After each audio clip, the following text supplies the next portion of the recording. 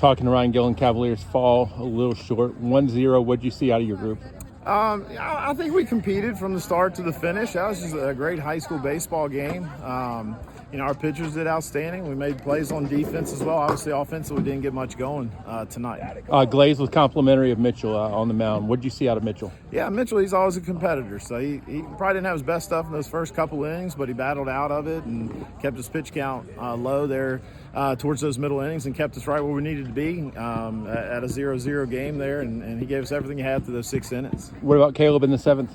Yeah, leadoff walk, obviously not how you want to draw that up right there, but came down and he pitched out of that, and then Bryce obviously had a big hit with 2 strikes right there, so they got a hit when they needed it to drive in the only run of the game. Was there one thing that made Tolbert so tough on the mound?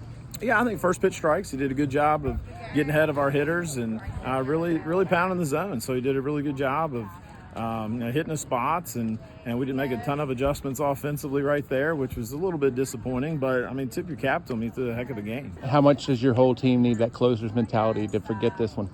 Yeah, we got to play again tomorrow. Got to go over to LCA tomorrow, so it doesn't get any easier. And we talked about it. It's kind of a playoff atmosphere tonight, which was good, and get some of that experience in the regular season. Hopefully, we'll play dividends down the road. But yeah, tomorrow will be the same situation, and always a battle with LCA. And we played a close game with them. We beat them 1-0 last time, so.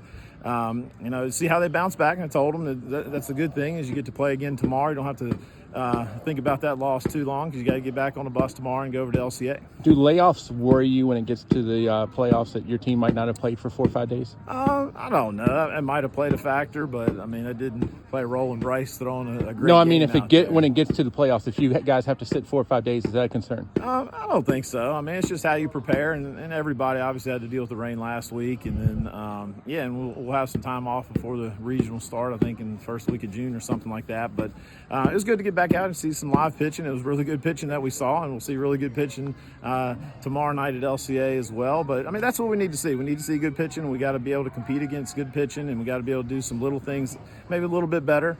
And that's what those close games with 2 good pitchers on the mound. It comes down to some of the little things, and they probably executed a few more pitches than we did. Always appreciate you. All right, thank you, sir.